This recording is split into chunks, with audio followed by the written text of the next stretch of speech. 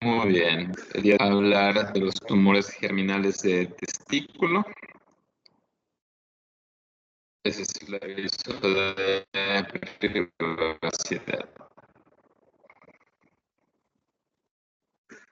Entonces, cuando hablamos de tumores germinales testiculares, vemos que es un tumor raro, ocupa 1% de las neoplasias en los hombres. Sin embargo, va a ser el tumor sólido más común en hombres de 15 a 35 años, que ocupa el 80% de la incidencia de esos tumores, ¿no? Hombres jóvenes. 95% de los tumores va a ser de origen germinal. Y bueno, se van a dividir en dos grandes ramas: los tumores testiculares germinales de tipo seminoma y los tumores germinales testiculares de tipo no seminomas. Y bueno, aquí en la tabla de derecha vemos los diferentes tipos de tumores que pueden presentarse a nivel testicular. Los más importantes, células germinales, pero también pueden presentarse de otro tipo de células que no son germinales, como las células de Sertoli, los tumores de Leydig, etcétera, ¿no? Y bueno, aún más raros, pues, tumores de tejido mesenquimal, algunos epiteliales, como los linfomas, el tumor de piel escrotal, y bueno, algún tumor de próstata que invada testículos, que sería muy, muy raro. Y bueno, tal vez, bueno, desde mi punto de vista es que ¿por qué los tumores germinales están en un programa académico si ocupa 1%, si son relativamente raros? Yo creo que hay dos razones muy importantes para que estemos viendo esta clase. La primera razón es la edad de los pacientes, son pacientes jóvenes, y la segunda razón, que son tumores sólidos con tasas de curación elevadas, ¿no? Aquí probablemente sí podamos hablar de curación en este tipo de tumores. Aquí vemos una gráfica de incidencia en cuanto a edad. Y bueno, vamos a ver que de 20 a los 34, 35 años es donde más incidencia tenemos, ¿no? De los 35 a los 44, 22%. Bueno, de los 20 a los 45 años va a ocupar el grupo más importante, ¿no? Y recuerden, son pacientes jóvenes sin comorbilidades. Esa es la edad media del diagnóstico en Estados Unidos, 33 años.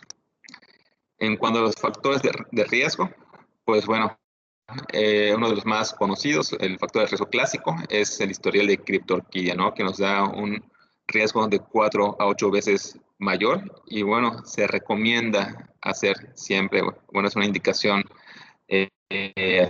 la orquidopexia. Sin embargo, aunque se haga la orquidopexia, esto no reduce a cero el riesgo, ¿no? Siempre va a haber un riesgo de 2 a 3 veces de tener cáncer testicular. Definitivamente disminuye el riesgo, pero no al 100%.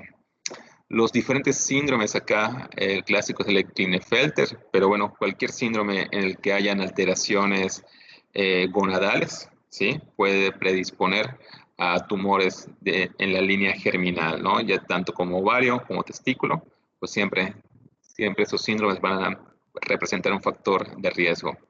El cáncer de testículo en familiares de primer grado, pues también es un factor importante. Los hijos de los pacientes con cáncer testicular tienen un riesgo de 4 a 6 veces mayor, y en hermanos de 8 a 10 veces. Entonces, pues a los pacientes que tienen este tipo de tumores, recuerden, son pacientes con alta tasa de curación. La mayor parte de los pacientes no va a tener hijos al momento del diagnóstico. De todas formas, hay que comentar esto a futuro, ¿no? Que si planean tener hijos a futuro, pues hay que también educarlos, ¿no? De autoexploración. Eh, 1 a 2% de pacientes van a desarrollar un tumor testicular contralateral, y bueno, antecedentes de infertilidad o una neoplasia testicular in situ también es factor de riesgo. Estos son algunas condiciones, algunos factores que no han sido demostrados, que no se han ligado al tumor testicular, como un trauma, la temperatura explotada elevada, actividades recurrentes como equitación o ciclismo, usar la moto, ¿no? Y bueno, esto llega a, por lo general, el paciente con cáncer de testículo es muy común que llegue acompañado de la mamá. Y bueno, también llega a ser común que la mamá pregunte si no habrá sido un efecto secundario de alguna patada, de algún balonazo, ¿no? O sea, es de algún trauma. Entonces, eso es algo que preguntan frecuentemente los familiares de los pacientes con cáncer de testículo, ¿no? Y bueno, la respuesta es que no tiene absolutamente nada que ver un trauma crónico con la aparición de un cáncer testicular. Aquí hay algunos otros antecedentes familiares, el síndrome de Down, bueno, al fin y al cabo va a tener alteraciones a nivel germinal, ¿no?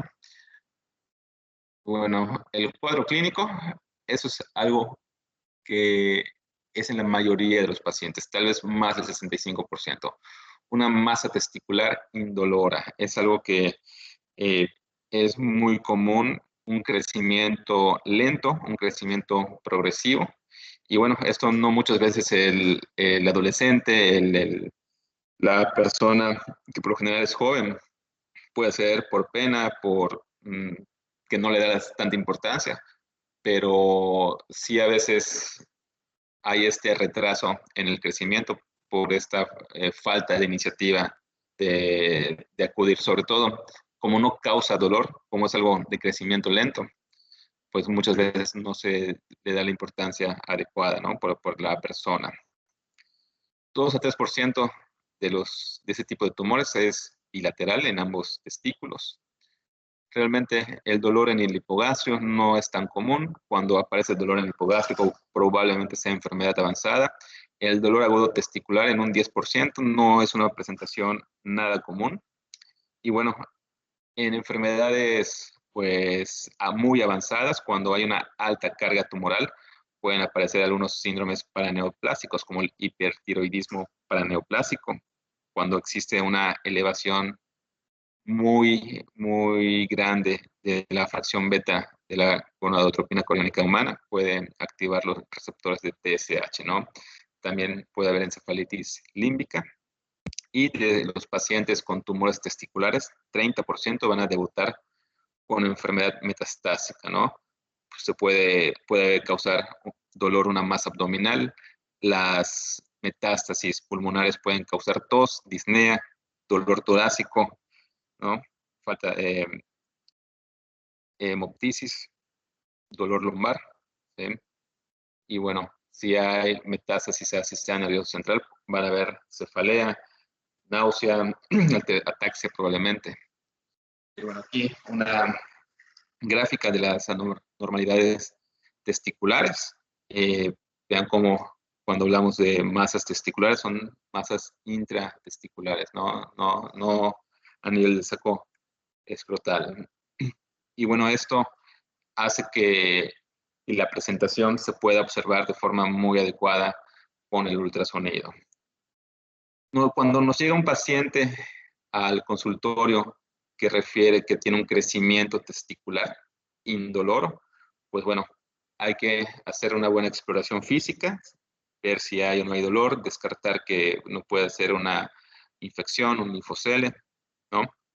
Y bueno, siempre para el estudio de las masas testiculares, después de la exploración física, vale la pena pedir un ultrasonido testicular. El ultrasonido testicular nos ayuda muchísimo, es un estudio bastante accesible, bastante bueno, ¿sí? No solamente para los tumores testiculares como tal, sino también para hacer diagnósticos diferenciales, ¿no? Si yo estoy sospechando que sí es un tumor testicular maligno, vale la pena hacer los laboratorios de rutina, ¿no? Biometría hemática, química sanguínea, pruebas de funcionamiento hepático, y esos 3 marcadores que van a ser claves en el tratamiento y manejo de los tumores germinales de testículo: alfa-fetoproteína, la DHL, deshidrogenasa láctica, y la fracción beta de la gonadotrofina coriónica humana.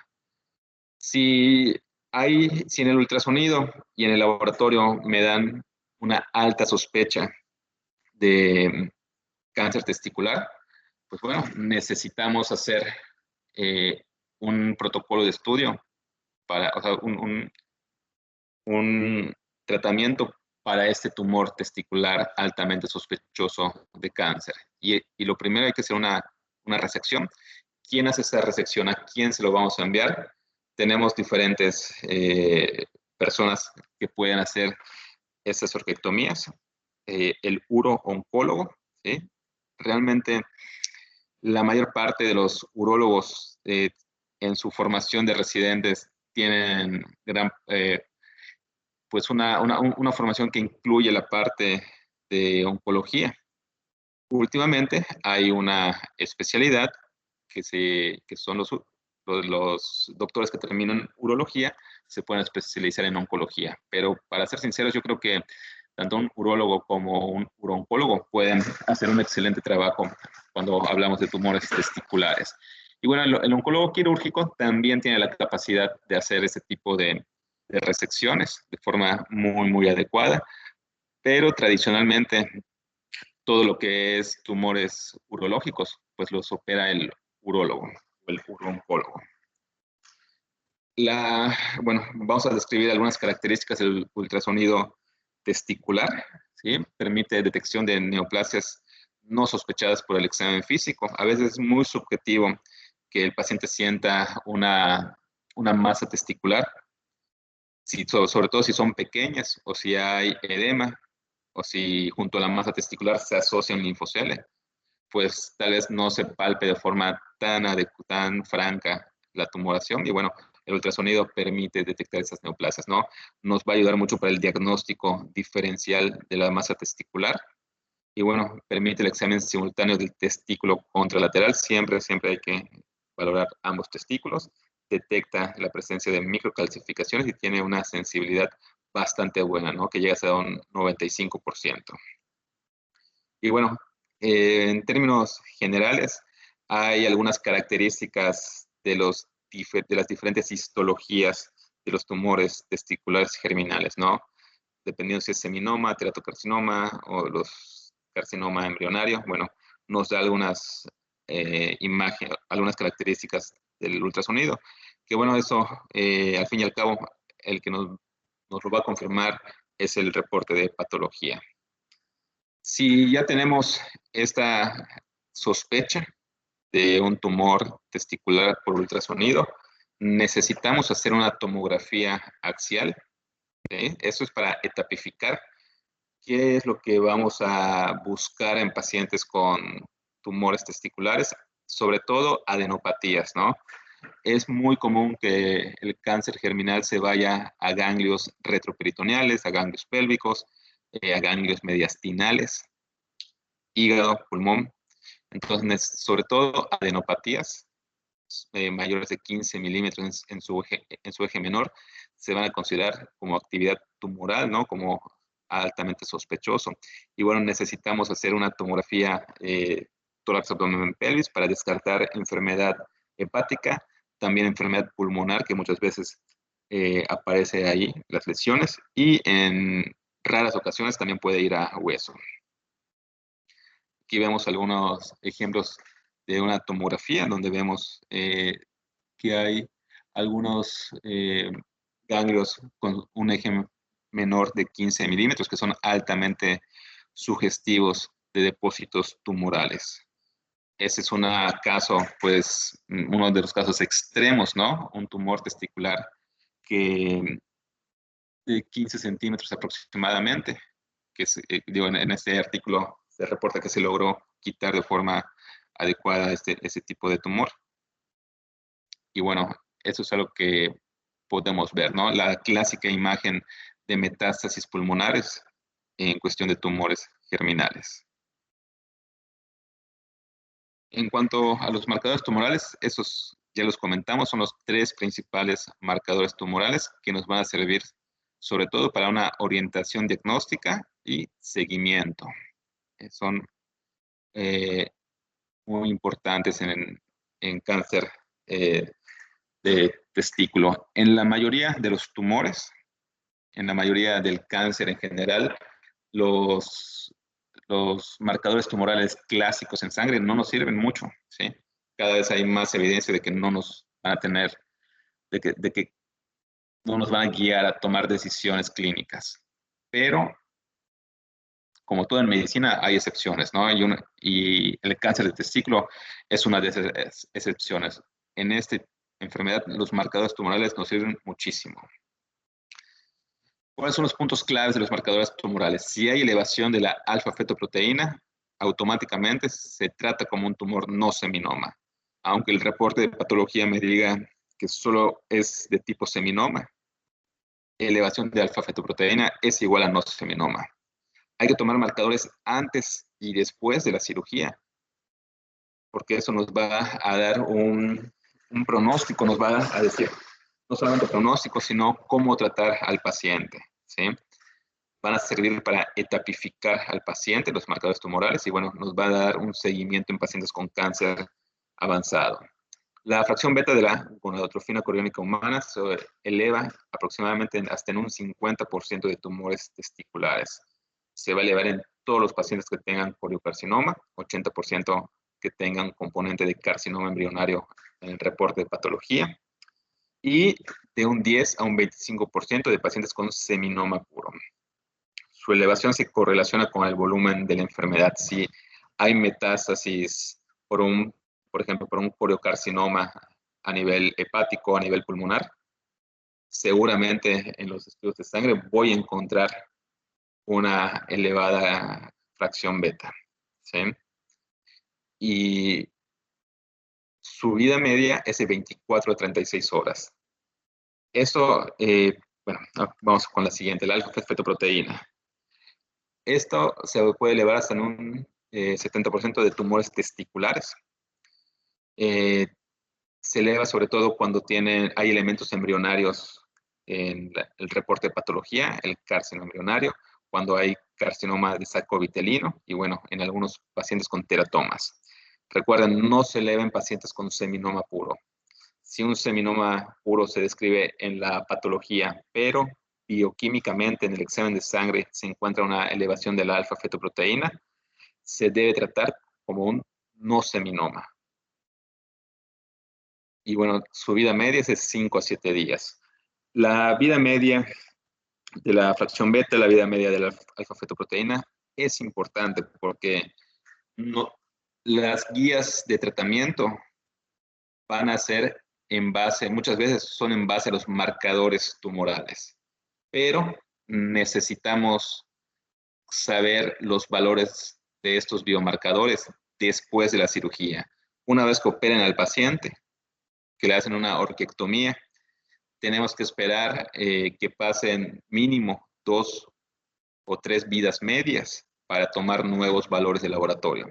Entonces, si yo me espero, le hacen el día de hoy una orquiectomía al paciente y en 5 días tomo un control de biomarcador de alfa-fetoproteína, por ejemplo, es probable que salga elevado. Y si solamente me baso en eso, tal vez dé un sobretratamiento o un tratamiento más agresivo del que debería. Entonces me tengo que esperar mínimo unos 14 días, ¿sí? Mínimo unos 14 días para poder tomar, poder tomarlo como válido. También la DHL nos sirve, sin embargo, es menos específica, ¿no? Se llega a elevar hasta un 80% de los pacientes. No, no es tan específica. Sin embargo, en algunos pacientes va a ser el único marcador elevado, entonces nos va a servir de seguimiento. Y bueno, ante la sospecha, ojo, no hay que tomar biopsias de tumores testiculares. La razón es que al tratarse de una enfermedad potencialmente curable, si tomamos la biopsia, hay mucho riesgo de hacer siembras, hay mucho riesgo de romper la barrera testicular y hacer una diseminación sanguínea de las células tumorales. Por eso no hay que tomar biopsias. Si yo tengo un cuadro clínico altamente sugerente de un tumor testicular, si este cuadro clínico se apoya con el ultrasonido, con los marcadores tumorales, la indicación es realizar una orquiectomía radical vía inguinal. Y eso hay que hacerlo aunque el paciente tenga metástasis o sea, con o sin metástasis, hay que hacerlo. ¿Por qué? Supongamos que el paciente tiene lesiones hepáticas. ¿Por qué no tomar una biopsia de la lesión hepática y listo? Porque la quimioterapia, al ser quimioterapias efectivas, es probable que puedan llegar hasta, digo, en algunos casos, hasta desaparecer la enfermedad metastásica o controlarla por varios años, ¿no? Entonces, si yo le doy quimioterapia y tengo una buena respuesta, esa quimioterapia que tiene buena respuesta en el hígado no va a entrar al testículo. Entonces, necesito hacer una orquiectomía radical para quitar el tumor primario, ya que la quimioterapia no entra al testículo, ¿no? Por las barreras anatómicas.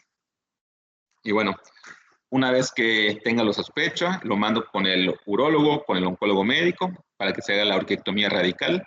Y bueno, me espero el reporte de patología para confirmar el tipo de diagnóstico y a los marcadores tumorales post cirugía. Y en base a estos dos, pues tomamos las decisiones de tratamiento, de qué es lo que sigue. En cuanto a la patología, bueno, eh, como habíamos comentado, la mayor parte son tumores de células germinales. El seminoma clásico, el seminoma puro, cuando el reporte de patología solamente reporta seminoma, esto pasa en un 40%.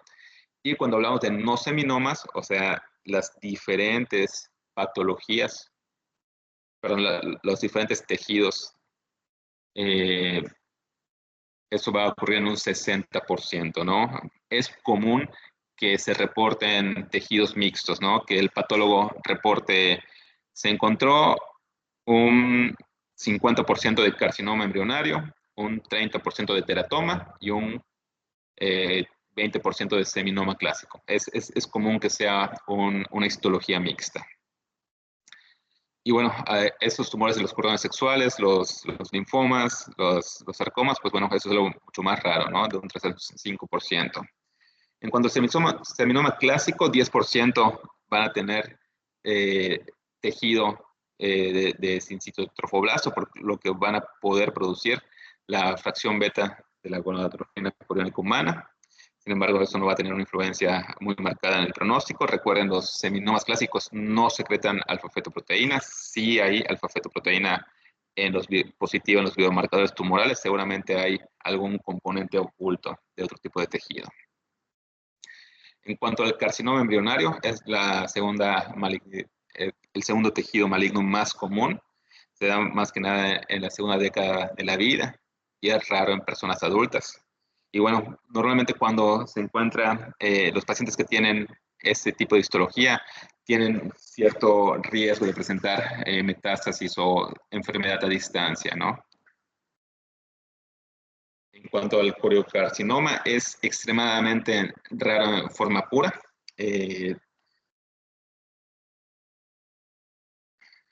Realmente eh,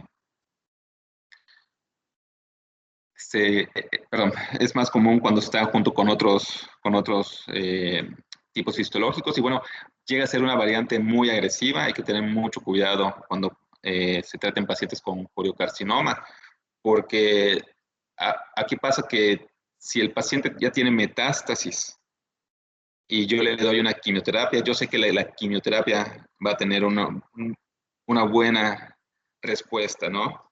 Va a destruir el tejido. Pero bueno, si le doy la quimioterapia y tiene mucho volumen tumoral, puede haber síndromes de respuesta inflamatorias sistémicas muy, muy graves, ¿no?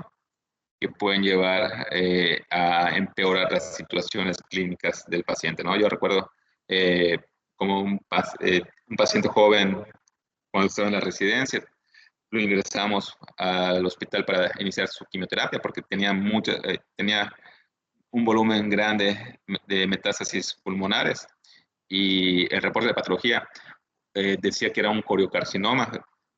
Entonces, al segundo día empezó con hemoptisis y bueno, esta hemoptisis no la tenía, fue el resultado, ¿no?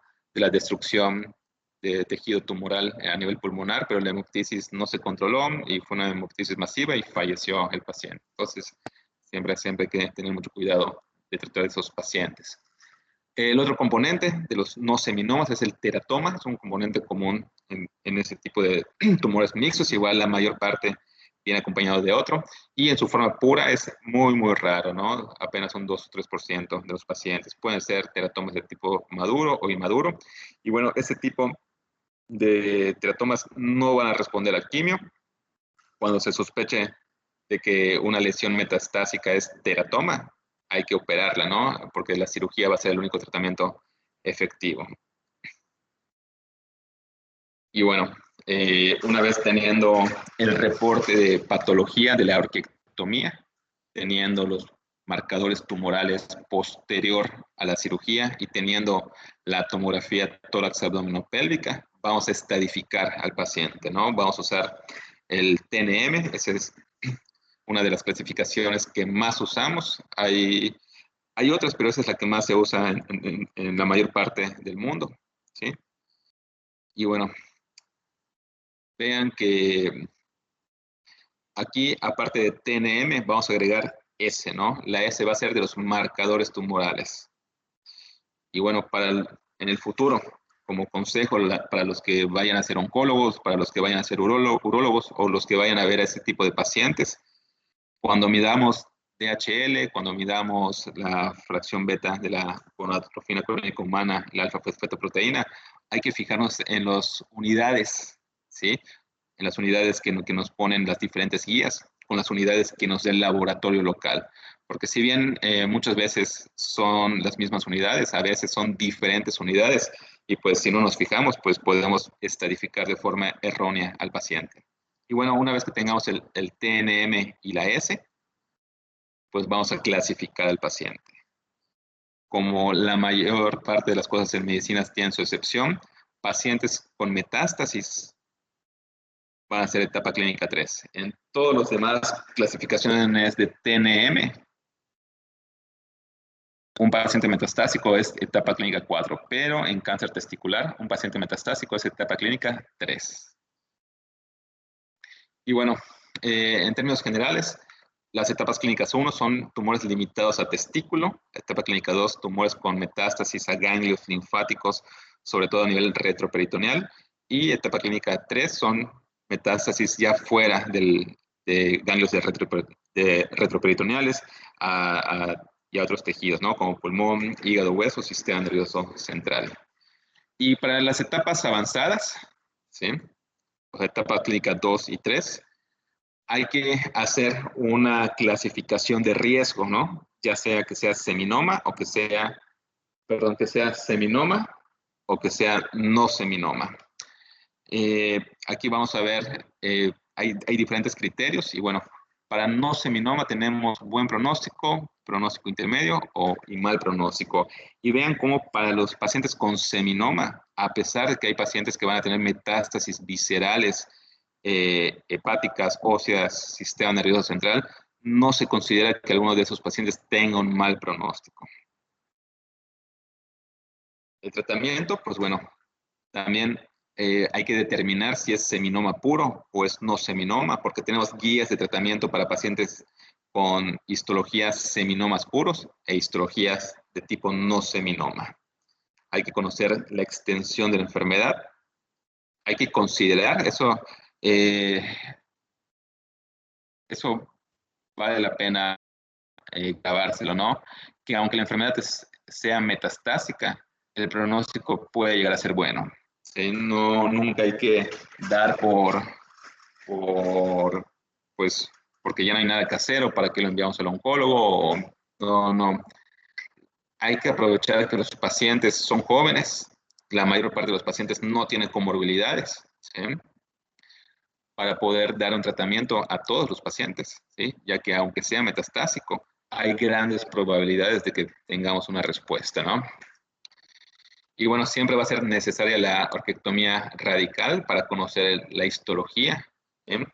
En etapas de riesgo o regionales, cuando ya hay metástasis ganglionares, pero regionales, después de la orquiectomía podemos hacer una disección linfática retroperitoneal. Se puede dar radiación adyuvante o quimioterapia adyuvante, ¿no? son estrategias para disminuir el riesgo de una recaída a futuro. Actualmente lo que más se usa es la quimioterapia.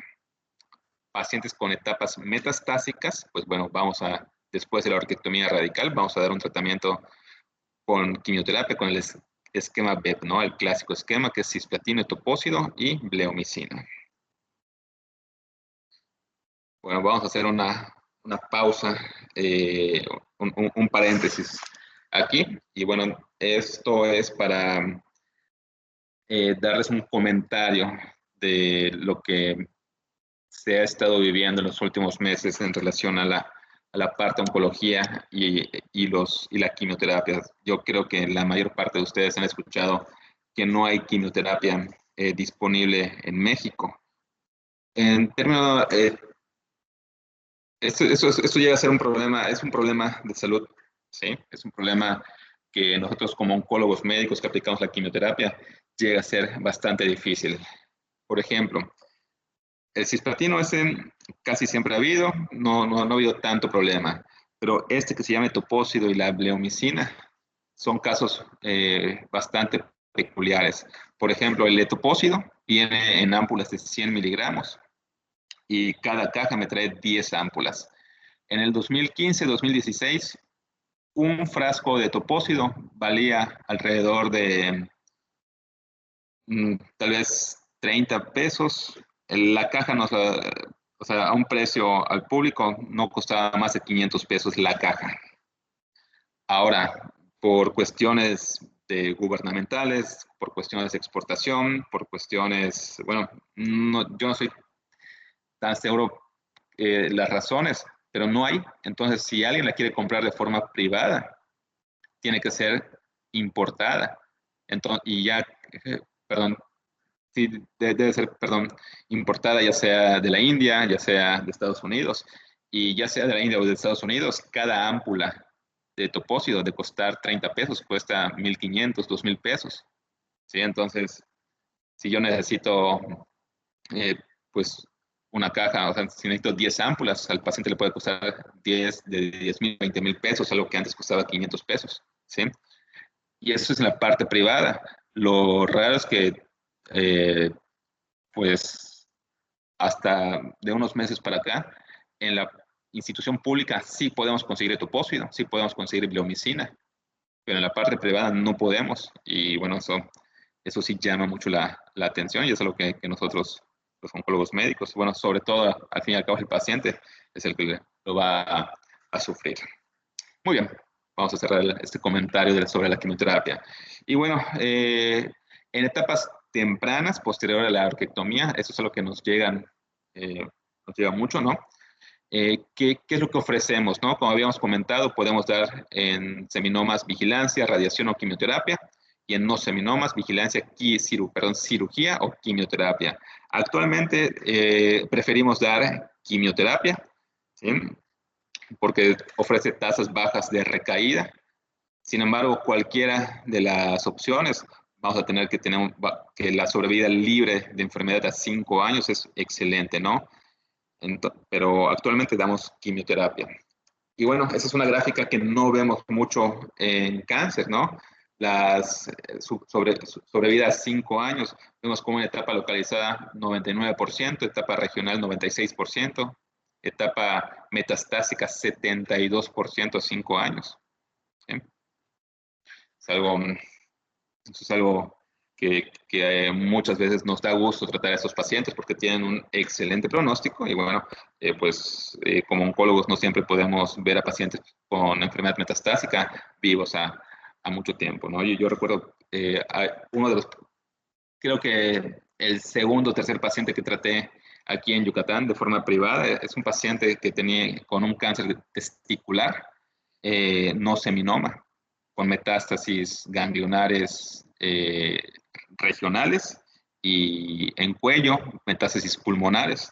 Entonces, primero se hizo la orquiectomía, luego yo le di quimioterapia y después de la quimioterapia lo lo envié con el cirujano que le hizo una disección ganglionar del cuello, le hizo disección ganglionar del retroperitoneo y le hizo ablaciones a las lesiones pulmonares que habían sobrado después de la quimioterapia. Entonces el paciente, una etapa metastásica, pero hasta el día de hoy lo sigo viendo y está súper bien. Entonces eso es un caso de éxito, ¿no? Y bueno, el grupo noruego tiene, hay un grupo, perdón, el grupo nórdico, que son que los países pues nórdicos, ¿no? Suecia, Noruega, etcétera, pues tienen un grupo que se llama Suenoteca. Entonces, esto cada vez se va actualizando y nos dan pautas de cómo tratar a los pacientes con sospecha de cáncer testicular y los que obviamente ya se confirma cáncer testicular. Son guías que también hay que tener en cuenta. Situaciones especiales podemos llegar a tener, ¿no? Tumores testiculares irresecables o inoperables, ¿no? Esto no es muy raro, pero a veces puede pasar, ¿no? Pacientes que tienen malas condiciones generales, que tienen mucho volumen tumoral y llegan con disnea, llegan con anemia severa, llegan con mal estado funcional, entonces no se puede operar, ¿sí? Es inoperable, pero si tenemos una imagen, si tenemos los marcadores tumorales elevados, bueno, si tenemos todo para sospechar que es un tumor germinal, muchas veces tomamos en cuenta que el paciente es un paciente joven, que hay buena respuesta al tratamiento y en esas situaciones podemos iniciar un tratamiento de quimioterapia sin tener una histología. Yo recuerdo tal vez como 3, 4 casos a lo mucho en la residencia que a esos pacientes en malas condiciones los metíamos a la terapia intensiva del siglo XXI, del Hospital de Oncología, y se le daba la quimioterapia. Y a veces un paciente hasta intubado recibió quimioterapia y son pacientes que pues la mayoría salieron porque tuvieron una muy buena respuesta a quimioterapia y después de que salieron se les operó el testículo. Entonces, son pacientes en los que vale la pena, hacer la quimioterapia en condiciones extremas, ¿no? También está el tumor germinal quemado, ¿sí? Ese es un tumor, es una condición clínica, ¿sí? El burnout o burnt out, ¿no? Y bueno, define la regresión espontánea y completa de un tumor testicular a un tejido fibroso, encontrándose el tumor en etapa metastásica. ¿Qué pasa? Un paciente con un tumor metastásico, se hace la orquiectomía y cuando yo tomo una biopsia de las metástasis, me sale que es un tumor germinal quemado, que es pura fibrosis. Y también algo que también se describe son los tumores germinales extragonadales. Estos son aproximadamente 2 a 4% de los tumores de células germinales, pueden ser seminomas o no seminomas. Esto por lo general son lesiones tumorales que ocurren en la línea media, en retroperitoneo, mediastino o inclusive en la glándula pineal, ¿no? Son pacientes que llegan con adenopatías o metástasis pulmonares, se toma una biopsia y sale que es un tumor germinal, pero se hace estudios a nivel testicular y no vemos ningún tumor, ¿no? Se hace ultrasonido, resonancia y no hay tumor. Y bueno, esos pacientes van a tener un peor pronóstico que los de testículo. Y bueno, también, pues, así como les conté cómo me fue bien, también les cuento cómo me fue mal. Tal vez a principio del año pasado, un paciente de 33 años lo vi en el ISSSTE. Entonces, debutó con falla respiratoria, disnea, se pensó neumonía, se hace una tomografía y una lesión como de 14 centímetros, perdón, como de 20 centímetros, 21 centímetros a nivel torácico. Se le hace una biopsia guiada por tomografía y sale que es un tumor germinal, ¿no? De saco vitelino. Marcadores tumorales, los 3 muy elevados. Se hace un ultrasonido testicular negativo. De hecho, se hicieron 3 ultrasonidos testiculares, los 3 fueron negativos a tumor. Entonces, se trataba de un tumor germinal extragonadal. A este paciente le dimos 4 ciclos de quimioterapia, tuvo respuesta, bajaron los marcadores tumorales, pero el tumor se quedó igualito, ¿no? O sea, no disminuyó de tamaño. al paciente se operó, lo operó el doctor Paul, el cirujano torácico, y le quitó el 100% del tumor. Fue una bastante impresionante la cirugía, ¿no? Pero después de la cirugía, a los 2, 3 meses, se elevaron nuevamente los marcadores tumorales, le di nuevamente quimioterapia, no bajaron los marcadores tumorales, y bueno, cuando le dije que había que cambiar de quimioterapia, pues el paciente decidió no ponerse la quimioterapia, y bueno, falleció hace un par de semanas, ¿no? Y bueno, digo, si bien no fue un caso de éxito, pero a ese paciente se le hizo, o sea, se le dio toda la quimioterapia, y bueno, el paciente luchó, ¿no? O sea, se hizo una cirugía que no fue nada fácil, pero al fin y al cabo se aceptó hacerla. Muy bien. Y como conclusiones, es el tumor más frecuente, sobre todo en hombres jóvenes, recuerden, 25, 35 años. El tratamiento va a ofrecer tasas de curación, inclusive en etapas avanzadas, y bueno, tenemos el tratamiento accesible para la mayoría de la población, y bueno, en general cuenta con un excelente pronóstico el cáncer testicular. Muy bien, ¿alguna pregunta? Paulo. Sí, Doc. Respecto a los factores de riesgo que comentó al principio, Mm, hemos visto que en la mayoría de los cánceres, un factor de riesgo es la inflamación crónica del órgano afectado. Pero aquí ujú. mencionó que esas actividades como motocicleta, caballo y traumatismos que pues en sí generan inflamación no son factores de riesgo, pero es porque no se ha demostrado o porque se demostró que no son factores de riesgo. Eh,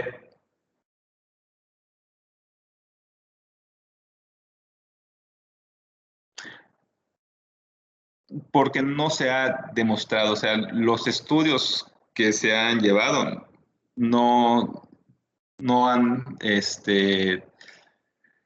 o sea, sí hay bibliografía que, que nos dice, o sea, que, digo, esto es, claro, son estudios observacionales, ¿no?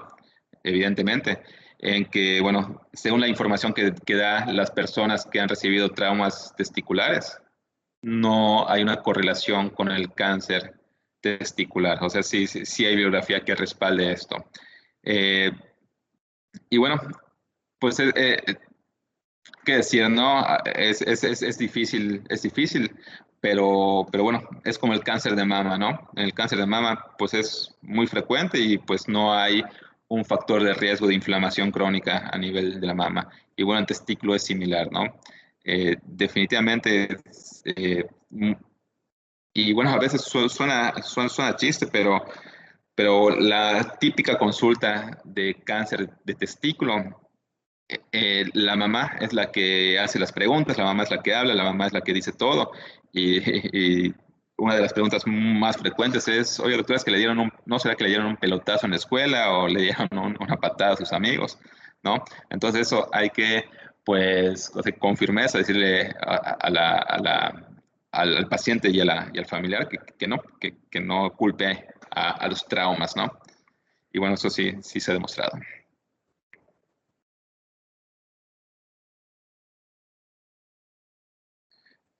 José Eduardo. Buenas tardes, doctor. Disculpe, mencionó sobre el cisplatino, el etoposide y la blomicina. ¿Hay alguna ocasión específica donde se prefiere las que no están disponibles en el mercado, al menos en la privada? ¿O en qué casos en específico se utiliza? ¿Cómo en qué casos? Sí hay opciones.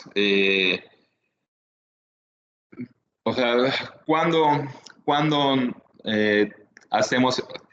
De entrada son medicamentos que se toleran. Son pacientes jóvenes, sin comorbilidades la mayoría tolera. ¿Cuándo puede haber una contraindicación? Por ejemplo, que no haya en la parte privada o clínicamente. Por ejemplo, un paciente que tenga un tumor retroperitoneal muy grande que esté haciendo obstrucción de los ureteros, que cause una falla renal secundaria. Tal vez usar cisplatino no sea la mejor opción. Ahí podemos usar un carboplatino.